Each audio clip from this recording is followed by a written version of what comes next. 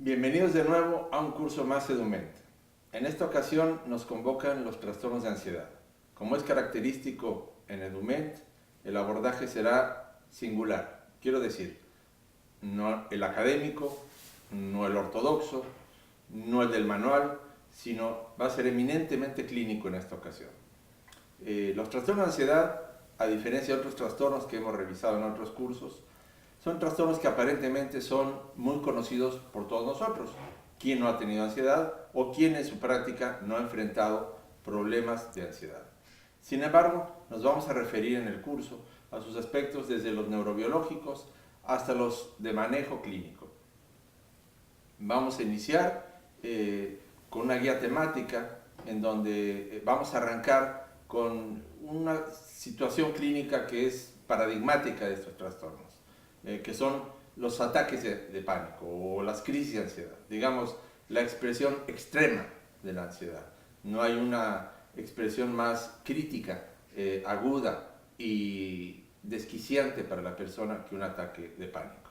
Sin embargo, a pesar de que es algo sumamente frecuente, el manejo es terrible, increíblemente malo, realmente increíblemente malo. Es tanta su frecuencia que tendría que haber protocolos perfectamente establecidos y tener un buen conocimiento de cómo manejar en su momento la crisis y después de la crisis, ¿verdad? Porque el trastorno de ansiedad en su manifestación de crisis de pánico no se trata nada más de apagar la crisis de pánico, sino y sobre todo atender sus secuelas.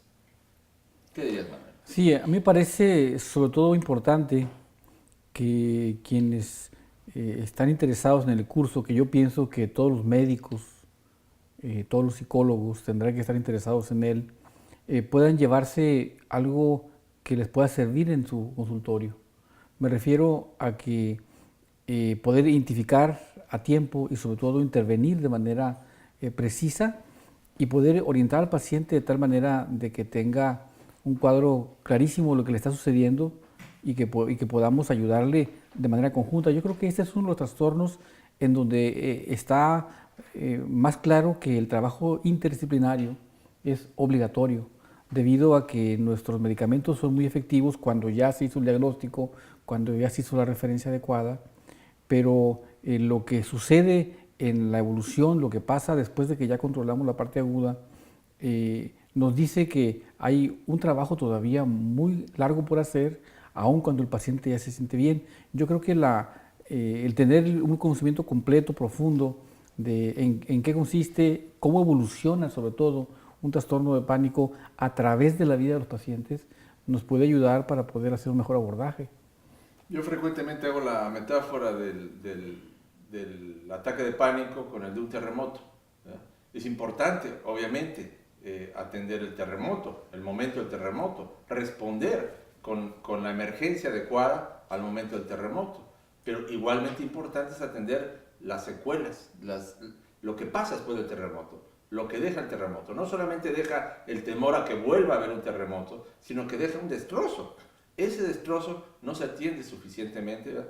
Es la manifestación más frecuente, que la vamos a abordar también, la llamada agorafobia, ¿verdad? Todas esas fobias que se disparan a partir de los ataques de ansiedad, todos ustedes conocen sobre ellas. Sin embargo, en el curso vamos a discutir cómo abordarlas, ¿verdad? No solamente cómo abordar el momento del ataque de pánico, desmitificar algunas maniobras que todavía están en boga. Es increíble, todavía está en boga da pena decirlo, pero aún hay lugares en donde se usa la inyección alemana. Para los que no saben lo que es la inyección alemana, es una inyección de alcohol, ¿verdad?, que se le aplica al paciente porque dice, está usted muy nervioso, nos está molestando el servicio de urgencias, cree que va a tener un infarto y ya vimos que no tiene nada, le ponemos una inyección de alcohol y claro, la inyección de alcohol duele mucho y el paciente pues queda más aterrado por el dolor.